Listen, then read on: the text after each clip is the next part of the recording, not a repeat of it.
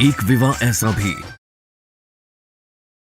रणवीर ने शादी के बाद जो कुछ भी किया वो मेरे कहने पर किया। हाँ सुन, मैं तुमसे बहुत प्यार करता हूं सुन। मैं कैसे बर्दाश्त कर लूं कि मेरी सुन किसी और के नजदीक जाए। तुम रणवीर के साथ नहीं रह सकते। तुम मेरी हो सुम्मी, सिर्फ मेरी। मैं आऊंगा और कुछ ही दिनों में मैं सुम्मी को हमेशा के लिए ले जाऊंगा। कम से कम आज के दिन एक दिया तो जला दिया होता हमारे बेटे की तस्वीर के सामने। रहने दे, थारे से ना होगा, मैं खुद ही जला लूंगी। बीता हुआ कल जिंदगी की नींव होती है। तूने उस नींव को भुला दिया तूने हमारे बेटे रवि को। छोड़े मुझे, जाना मुझे, रणवीर जी मुझे नहीं जाना। आप क्यों मुझे भेज रहे हो? सुम्मी, मैं तुमसे बहुत प्यार करता हूं और अपने प्यार के लिए मैं जान दे भी सकता हूं और जान ले भी सकता हूं। आई एम सॉरी रणवीर, तुम्हें मरना होगा। तुम खुश तो हो ना कि मैं जिंदा हूं? हाँ, मैं खुश हूँ। अब तुम सो जाओ। मुझसे बहुत बड़ी गलती हो गई सुमन, क्योंकि मैं जानता था कि रवि जिंदा।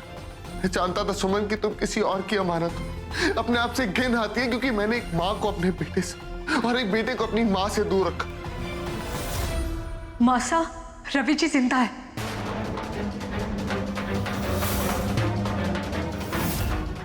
के? हाँ। आज से लाड़ो के साथ साथ तुम रसोई का काम संभालोगे। आपको पता है ना, मुझे खाना बनाना नहीं आता और ना मुझे सीखना है। बस आप हो तो क्या मतलब है मैं हूं तो? अगर कल मैं नहीं रही तो? मॉम जी, आपकी ग्रीन टी। ये ग्रीन टी है? इतनी कड़वी सुमन ने नहीं बनाई ना। दादी सा क्या हुआ? मिशी हेलो, तुम्हें देखने का बहुत मन कर रहा है। अभी वो क्या ना, बहुत सारे काम है, खाना भी बनाना है, तो मैं आपको बाद में कॉल करती हूँ। लेकिन अब समझिए तो सही, किससे बात कर रही हो छुप छुप कर? हेलो,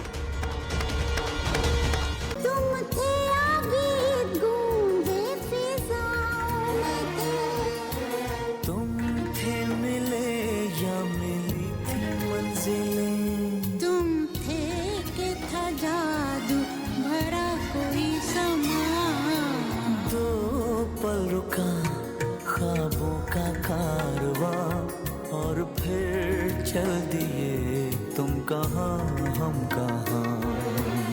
दो पल की थी ये दिलों की दास्तां और फिर चल दिए तुम कहाँ हम कहाँ।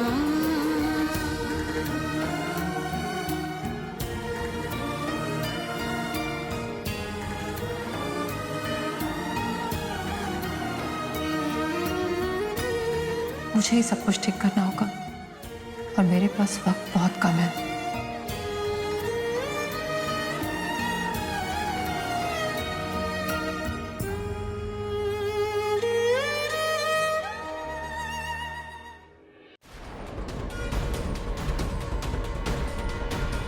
के?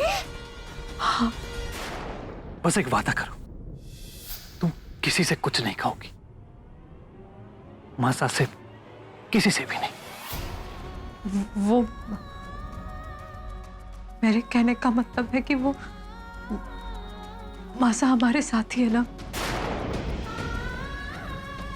हम सबके साथ हमेशा रहेंगे। ये तो है।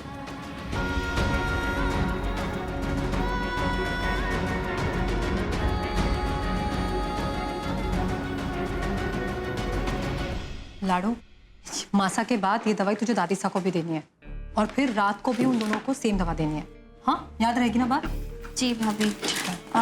भाभी, लेकिन आज से तो ये जिम्मेदारी आप निभाते आए ना, तो फिर ऐसा नहीं है कि मुझे कोई दिक्कत है ये सब करने में, लेकिन कोई बात है क्या? अरे वो क्या हुआ भाभी? कौन सा भूकंप आ गया जो सुबह सुबह अपने फ्रेंड के साथ मुझे भी राइज करा दिया। क्यों भाभी क्यों? क्योंकि तुम्हें अपनी जिम्मेदारियों का एहसास होना चाहिए। आज से लाड़ो के साथ साथ तुम रसोई का काम संभालोगे। संजू, तुम इस घर की बड़ी बहू हो, तो सबसे ज्यादा जिम्मेदारी तुम्हारी बनती है ना। और हाँ, आज का खाना, नाश्ता सब तुम दोनों बनाओगे। अब आंटी, मुझे लगता है ना भाभी रात को ठीक से सोई नहीं है, इसलिए नींद में ऐसी बातें कर रही है ना भाभी?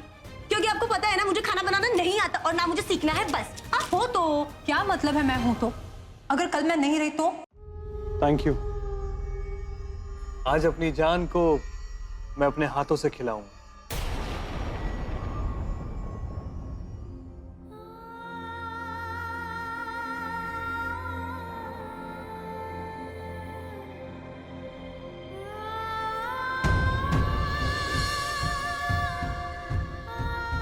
कैसा है? अच्छा है। वैसे तुम अगर चाहो तो मुझे भी खिला सकती हो।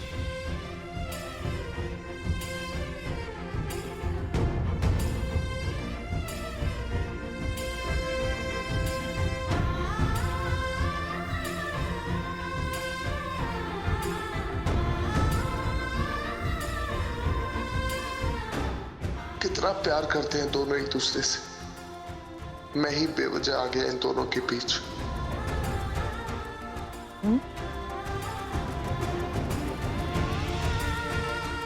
लेकिन ये सब मुझसे बर्दाश्त क्यों नहीं हो रहा?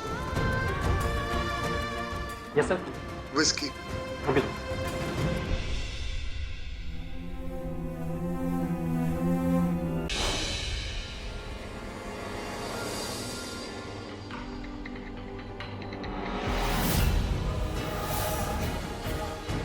क्या?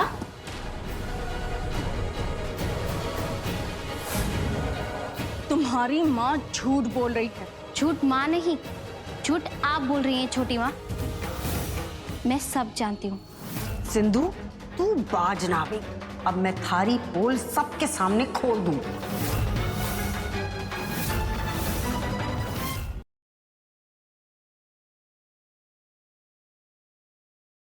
मीरा ने खुद ही मुझसे कहा था कि वो अभी के लिए व्रत रखना चाहती है।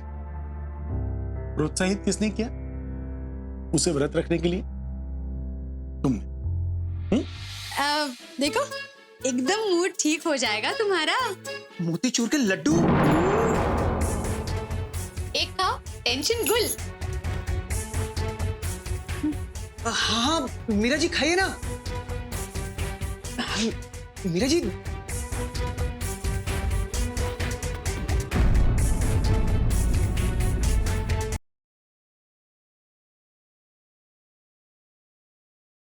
मैंने एक गाड़ी खरीदी है और उस गाड़ी को मैं कुबर टैक्सी में लगाना चाहता हूँ, लेकिन क्या करूँ, मुझे कोई अच्छा ड्राइवर ही नहीं मिल रहा है। तेरे टैक्सी में चलाऊं। अभी जी आपको कहीं जाना हो, जैसे सब्जी खरीदने, ब्यूटी पार्लर, तो आप सिर्फ आवाज लगाइएगा। अमूमन तो अंगूरी जी मार्केट जाती नहीं है ना। जब से भभूति जी ने टैक्सी ली है ना, वो खुद जाने लगी है। टमाटर आलू की कीमत कितनी होगी भाभी जी? कितनी होगी? लगभग 50 रुपए होगी। और टैक्सी का बिल कितना? 2500। तो तिवारी जी करिए ना कुछ। बताइए क्या करें? विभू की ना टैक्सी को बिगाड़ दीजिए।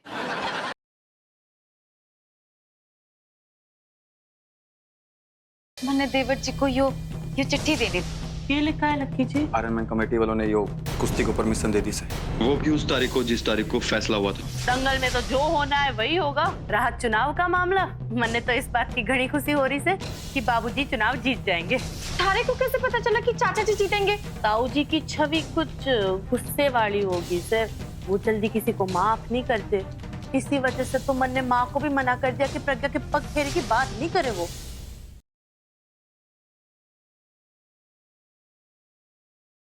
तुम्हें नहीं मालूम है कि देवर जी वहाँ पता नहीं क्या था। तुम विशु जी की मसीहा नहीं हो रागिनी, हम तुमसे ज्यादा उनकी फिक्र करते हैं। तुम प्लीज वो डाइवोर्स के पेपर पे साइन कर देना, कोर्ट में सबमिट करके उसकी हियरिंग की डेट ले लूंगा। डिवोर्स का मामला बाद में देख लेंगे।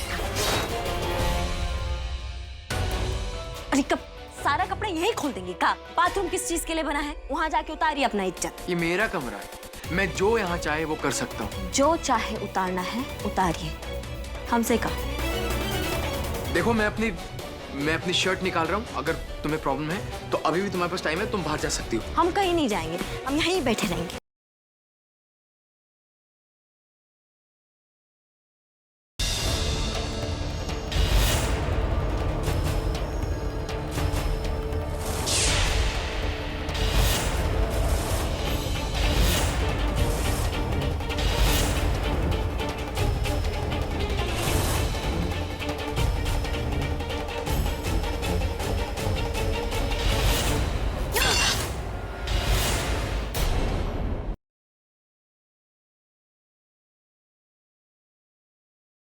काकी, मैं ब्राह्मण भोज के लिए ब्राह्मणों को ले आया हूँ। यही है वो घर जहाँ देवकी और वसुदेव की 8वीं संतान का सत्य छुपा हुआ है। अब जाओ और सबको बताओ कि कान्हा ने राधा का श्रृंगार किया। नंदरानी, हम ये भोज स्वीकार नहीं कर सकते।